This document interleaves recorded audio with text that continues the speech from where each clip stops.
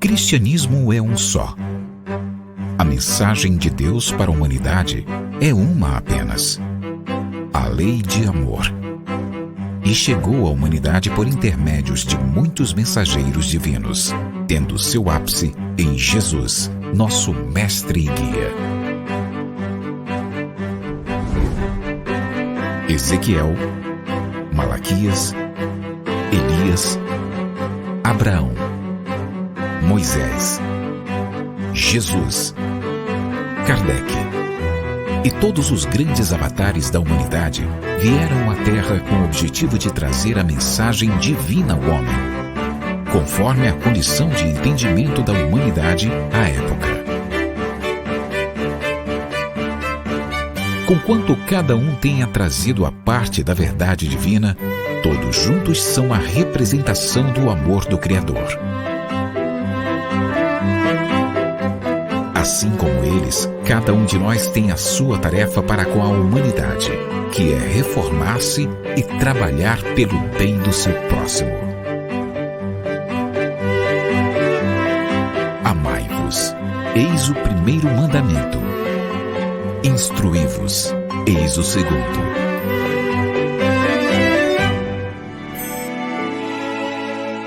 Conhecendo o Espiritismo. Centro Espírita Online Casa de Jesus, a morada de todos os corações.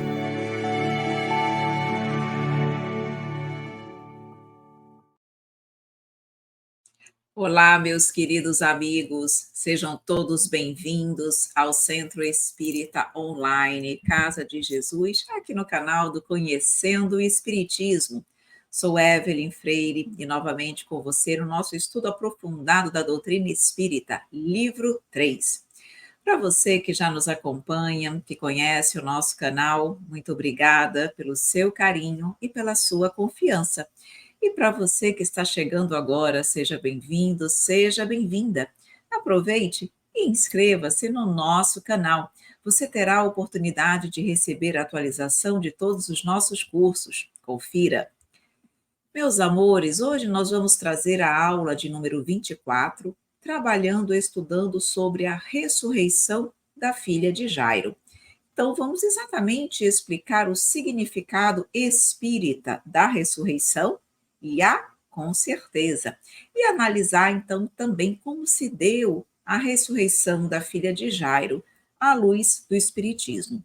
Vamos primeiramente trazer o texto evangélico para você, está lá no Evangelho de Marcos, vamos trazer e depois vamos começar as nossas considerações. Então vamos lá.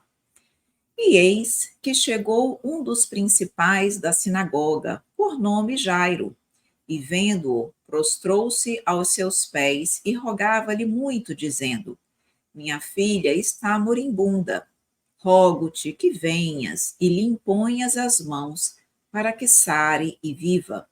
E foi com ele, e seguia-o uma grande multidão que o apertava. Estando ele ainda falando, chegaram alguns do principal da sinagoga, a quem disseram: A tua filha está morta, para que enfadas mais o mestre? E Jesus, tendo ouvido essas palavras, disse ao principal da sinagoga: Não temas, crê somente. E não permitiu que alguém o seguisse, a não ser Pedro, Tiago e João, irmão de Tiago. E tendo chegado à casa do principal da sinagoga, viu o alvoroço e os que choravam muito e pranteavam. E entrando, disse-lhes: Por que vos alvoroçais e chorais? A menina não está morta, mas dorme. E riam-se dele. Porém ele, tendo-os feito sair, tomou consigo o pai e a mãe da menina, e os que com ele estavam, e entrou onde a menina estava deitada. E tomando a mão da menina, disse-lhe: Talita cumi, que traduzido é: Menina, a ti te digo, levanta-te. E logo a menina se levantou e andava, pois já tinha 12 anos, e assombraram-se com grande espanto. Bom, então vamos nesse primeiro momento aqui falar o que significa ressurreição à época de Jesus. À época, a palavra ressurreição significava reencarnação ou retorno do espírito ao corpo físico sem que tivesse morrido. Então, aqui eu já quero fazer uma consideração. Há pessoas, e é natural que esse entendimento ocorra, que acreditam que ressurreição significava e significa, pelo menos à época, significava tão somente o espírito retornar ao corpo físico sem que tivesse morrido, ou mesmo morrendo, mas que houvesse ali um retorno àquele mesmo corpo físico. Poucas pessoas sabem que ressurreição também significava reencarnação. A reencarnação que nós conhecemos, que é o retorno do espírito em um novo corpo, numa nova existência, isso também à época era chamado ressurreição. Embora hoje haja essa diferenciação, naquela época tudo se chamava ressurreição. Então, ressurreição tinha um duplo sentido, que é o sentido, de reencarnação, como nós conhecemos hoje, e o sentido de ressurreição no sentido de retornar no mesmo corpo físico, sem que tivesse definitivamente morrido, ok? É isso que nós entendemos e sabemos que as pessoas, a religião judaica entendia. E como nós podemos obter essa informação? Está lá no Evangelho segundo o Espiritismo. O que, na verdade, nós sabemos é que a reencarnação hoje, através da doutrina espírita, nós sabemos como ela se processa. Naquela época, não. Então, a reencarnação, à época, fazia parte do dogma, dos dogmas dos judeus, mas sob o nome de ressurreição. Suas ideias não eram claras, porque apenas tinham vagas e incompletas noções acerca da alma e da sua ligação com o corpo. Criam que um homem que vivera podia reviver, sem saberem precisamente como poderia dar-se, que um homem que vivera poderia reviver, nesse caso, num novo corpo. Só que eles não sabiam de que forma isso se dava. Designavam pelo termo ressurreição o que o Espiritismo mais judiciosamente chama reencarnação. Percebam, portanto, que a reencarnação não é algo que nasceu com a doutrina espírita. Já existia entre o povo judeu.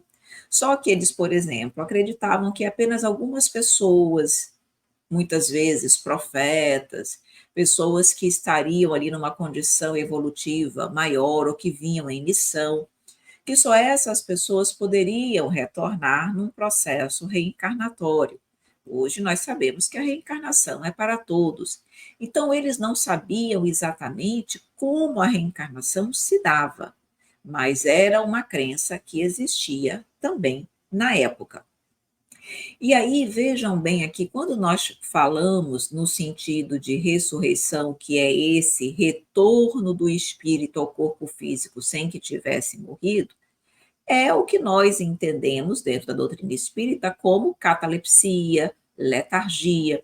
Quando ele diz sem que tivesse morrido, é porque, na verdade, o espírito ainda está ali conectado, não houve o completo desligamento do corpo perispiritual, porque se esse desligamento for completo, o corpo definitivamente morreu, o corpo físico, e não há como retornar à vida aquele corpo.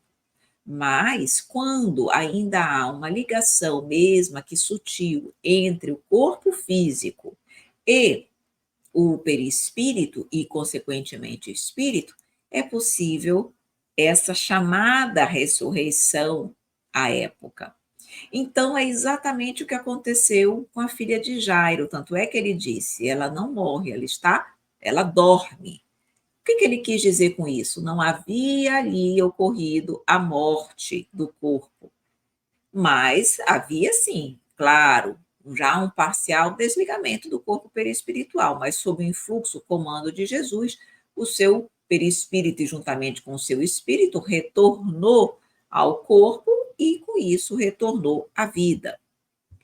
Então, o registro de Marcos não se refere, obviamente, à reencarnação, já que eles chamavam de ressurreição as duas situações, a qual nós estamos aqui comentando. Não era a reencarnação, era a segunda, o retorno do espírito ao corpo, sem que tivesse morrido. Então, a ressurreição, entre aspas, porque ela, na verdade, hoje, qual é o conceito de ressurreição hoje? Um retorno do espírito à vida de um corpo físico que já morreu, que já não tem mais condições de retomar a vida, e aí, caso houvesse o retorno à vida, isso seria uma ressurreição. E a doutrina espírita já nos mostra que isso é impossível, uma vez que o corpo físico realmente morreu, ou seja, há ali a completa cessação da vida orgânica e o completo desligamento do corpo perispiritual. Esse retorno não é mais possível. Então, a ressurreição, como hoje se entende, a doutrina espírita nos mostra, e a própria ciência nos mostra que não é possível.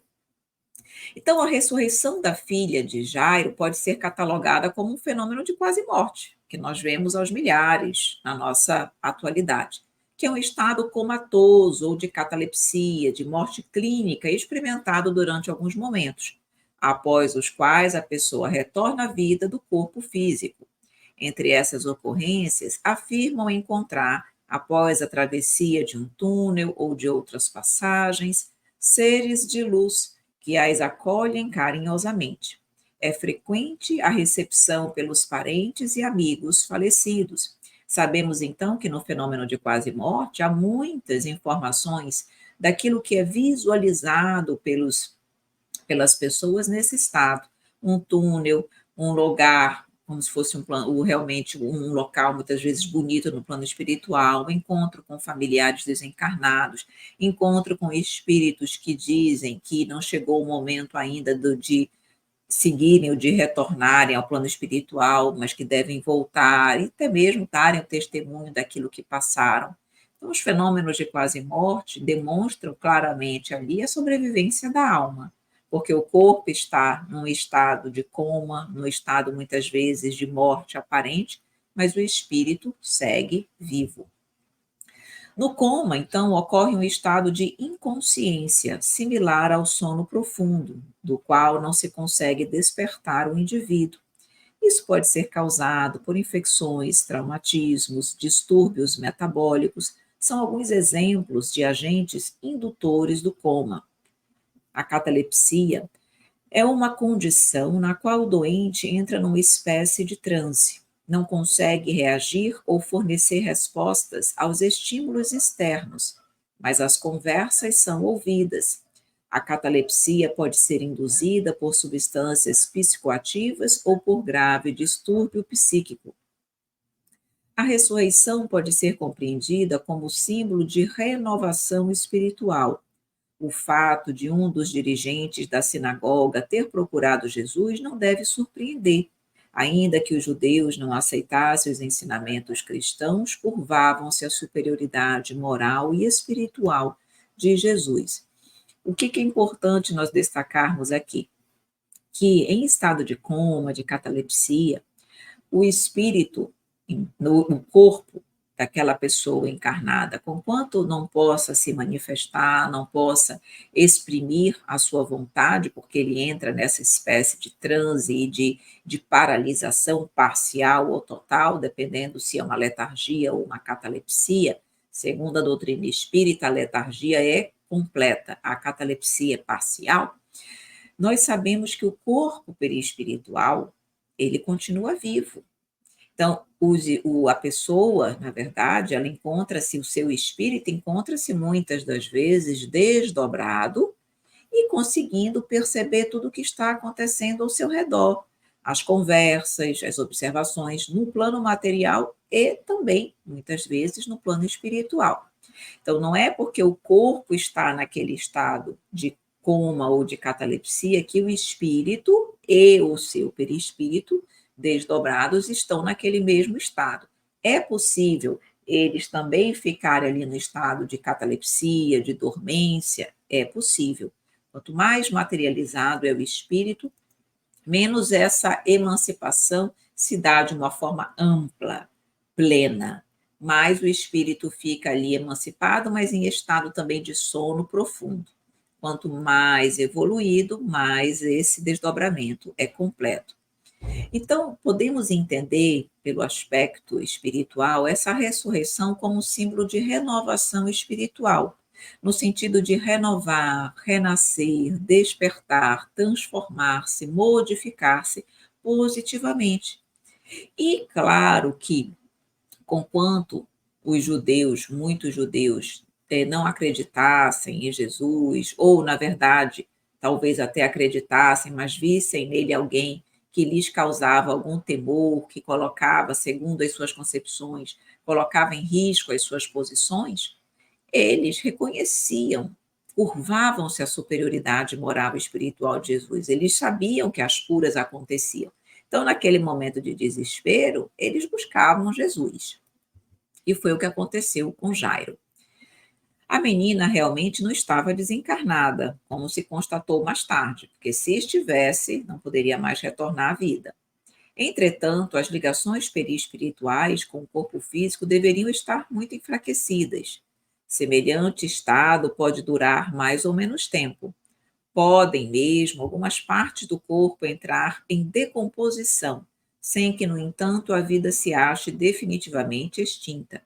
Então, como no caso, por exemplo, de Lázaro, que já estava em processo de decomposição, acredita-se que ali, então, ele já estaria morto. Na verdade, a doutrina nos mostra que, quando essas ligações estão bem enfraquecidas, pode começar o corpo a entrar em decomposição, mas isso não significa que houve a morte realmente do corpo. O espírito e o seu perispírito podem ainda estar ligados ao corpo por fios sutis e que pode fazer com que ele retorne, como Jesus o fez. Certo? Então, na verdade, o início da decomposição não é indício de que houve a morte do corpo físico. Enquanto não se haja rompido o último fio, pode o espírito, prestem atenção agora, quer por uma ação enérgica da sua própria vontade, ou seja, o próprio espírito que não quer desencarnar e está consciente do que está acontecendo em estado de desdobramento, pela sua própria vontade, pela sua ação, ele retorna ao corpo físico, quer por um influxo fluídico estranho, igualmente forte, ele pode ser chamado a volver, a voltar ao corpo. Influxo fluídico estranho, como o de Jesus. Então, pode ser por um ato interno, íntimo, pessoal, como pode ser por um ato externo. O magnetismo poderoso do Cristo, associado ao seu imenso amor, era a única forma de beneficiar a enferma. E, de fato, foi o que aconteceu. Não houve a ação ali naquele momento da enferma. Houve a ação única e exclusivamente do magnetismo curador de Jesus, do seu amor e da sua vontade. Além dele ter o magnetismo, ele tinha amor, ele tem amor, e a sua vontade era que a enferma retornasse à vida e à sua saúde. Diante da aflição do próximo, sempre há indivíduos que fazem julgamentos precipitados, que emitem opiniões taxativas, como se conhecessem todos os detalhes do problema. Nem sempre o fazem de forma deliberada ou com espírito de maldade, mas por força do hábito. Isso é uma atitude antifraterna. Não temas, crê somente. Esta é a segurança que o Mestre nos concede. Com ele não há motivo para temores. É o amigo maior, orientador supremo. Assim como foi feito em relação à parábola, que alguns chegaram junto e disseram que a filha de Jairo já estava morta e que não adiantava estar ali incomodando o Mestre, Jesus disse, não temas, crê somente. E muitas vezes nós encontramos pessoas que fazem esses julgamentos precipitados, emitem opiniões taxativas, como se fossem sabedores de toda a verdade. E muitas vezes não fazem nem por maldade, é hábito, força do hábito de assim agirem. Nós podemos ser uma dessas pessoas. Aqui é para nós pararmos e refletirmos. Se nós, muitas vezes, nos colocamos nessa condição sempre de pessoas que só veem o lado negativo das coisas, vamos começar a mudar, vamos começar também a ter fé, a confiar e a saber que para Deus nada é impossível. Da mesma forma que alguém, como a filha de Jairo, parecia morta, retornou à vida, para Deus, se não chegar o momento, se não for da vontade de uma pessoa, por exemplo, desencarnar, não irá desencarnar. Deus tudo pode. E aí, na verdade, nós precisamos, então, crer um pouco mais, ter um pouco mais de fé. Mas, para isso, nós precisamos também exercitar a nossa fé, através do estudo, através do conhecimento, através da aceitação, mas através da confiança, de saber que tudo é possível. Por isso, Jesus disse: não temas, crê somente, crê em mim, eu tudo posso, o Pai tudo pode. Então, muitas vezes, nós nos colocamos numa condição de muita negatividade. Isso não é bom. Não precisa, não significa dizer que nós vamos estar sempre achando que o resultado de tudo será sempre o melhor resultado para. Quer dizer, o melhor resultado muitas vezes só que nós não conseguimos, não temos ainda entendimento para saber, para perceber que aquele era o melhor resultado. Mas, na verdade, se as coisas não acontecem sempre como nós gostaríamos, ou que nós também não fiquemos sempre achando que tudo vai dar certo, tudo vai acontecer como nós desejamos, que nós pelo menos tenhamos a certeza de que as coisas acontecem conforme a vontade de Deus, no sentido de serenar os nossos corações e sabermos que, de uma forma ou de outra, a vontade de Deus vai ser feita.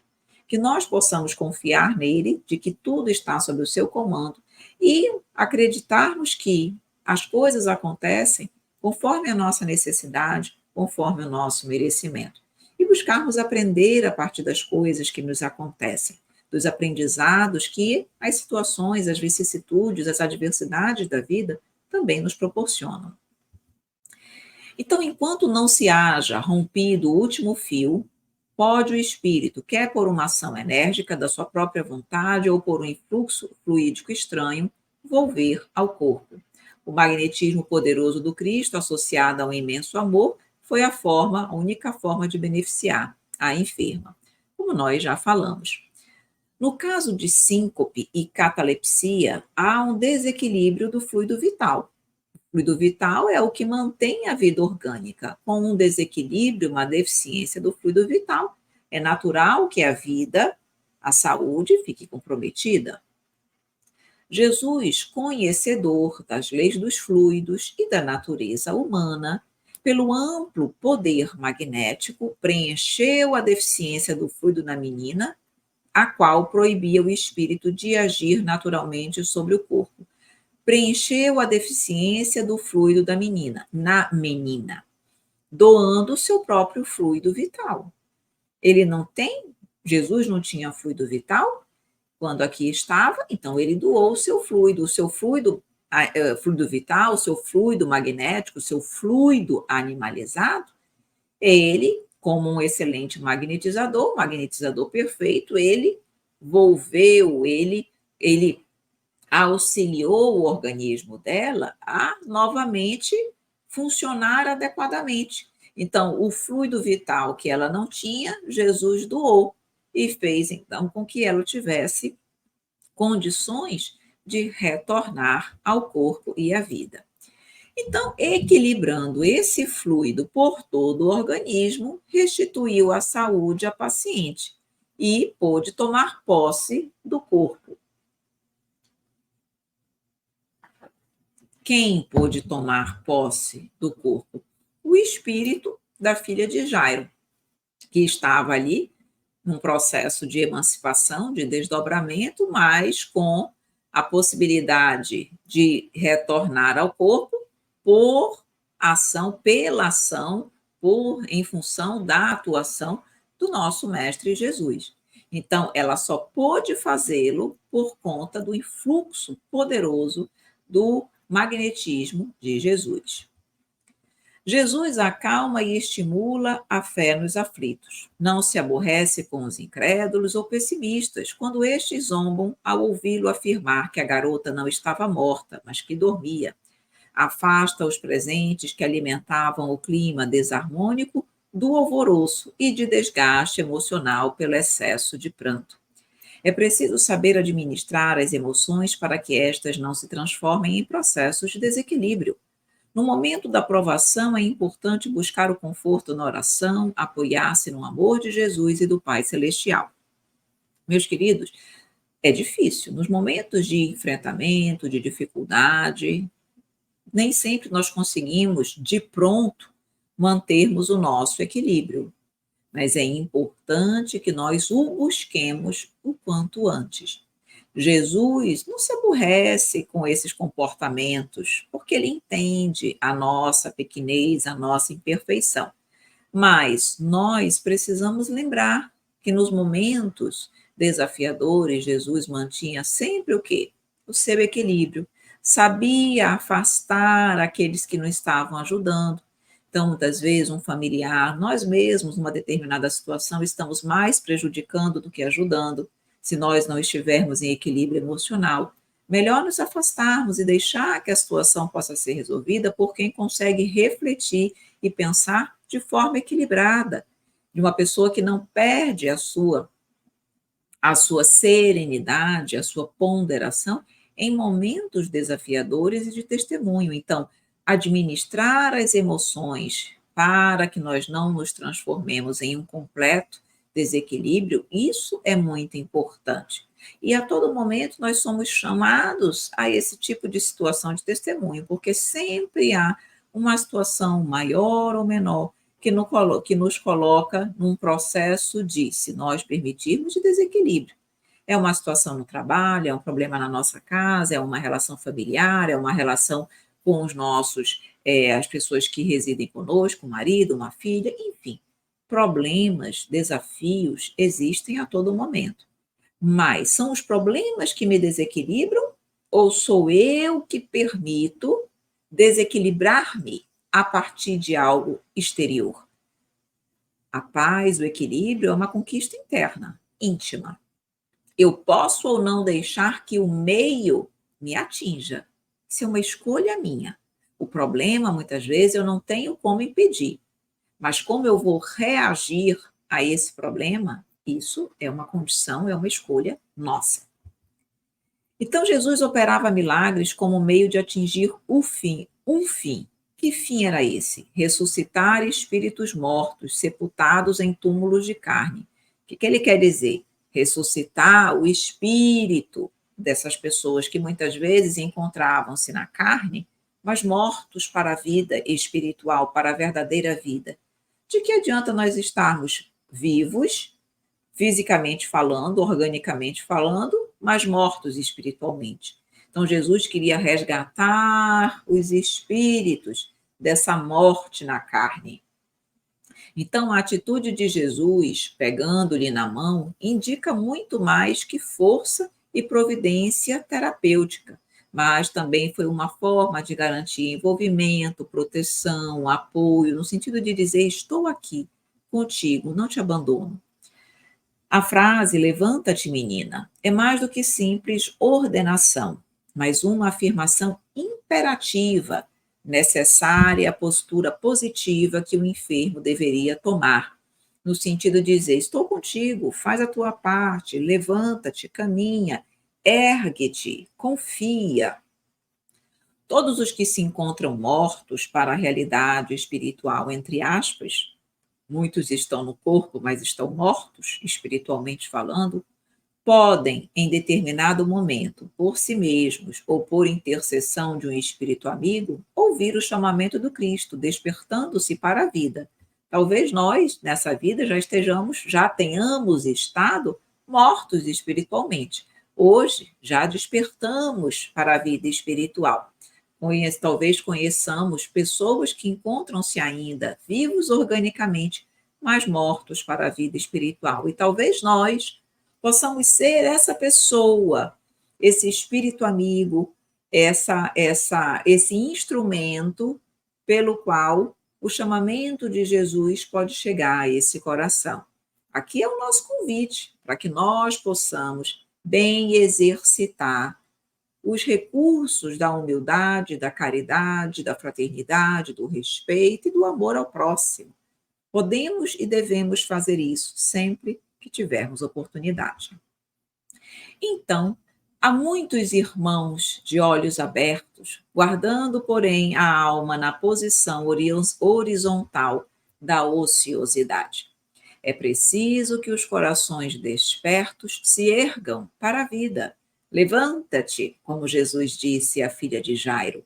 Levantem-se para trabalhar na sementeira e na seara do bem, a fim de que o Mestre os ilumine. Precisamos nos reerguer, precisamos nos levantar, precisamos trabalhar. Há muito a ser feito na seara do Cristo. Primeiramente, lembremos, todavia, trabalhemos em nós, no nosso coração, para que cada dia ele possa ser menos vaidoso, orgulhoso, egoísta e mais amoroso, paciente e humilde. O trabalho de renovação é constante, requer vigilância, requer decisão, requer escolha, requer que nós realmente coloquemos isso como prioridade nas nossas vidas. E a cada momento estejamos atentos a todas as situações que nos são colocadas como oportunidades para trabalharmos na sementeira do Cristo. Nós precisamos estar erguidos e, de fato, prontos para o trabalho. E com isso, meus queridos amigos, nós vamos finalizando mais uma aula do nosso EAD Livro 3. Muito obrigada pela sua presença, gratidão imensa por nos acompanhar mais uma vez. Se você gostou da nossa aula, curta, ficamos muito felizes. Se eventualmente você ficou com alguma dúvida, pode deixar nos comentários do vídeo, nós vamos responder para você. Se você acha que essa aula pode ser útil a alguém, compartilhe o nosso link. Nós agradecemos imensamente. Meus amores, meus queridos amigos, mais uma vez, então, a nossa gratidão por tudo e por sempre. Muitíssimo obrigada. Um grande beijo, um grande abraço e até a nossa próxima aula, com a permissão de Deus. Conhecendo o Espiritismo. Centro Espírita Online Casa de Jesus. A morada de todos os corações.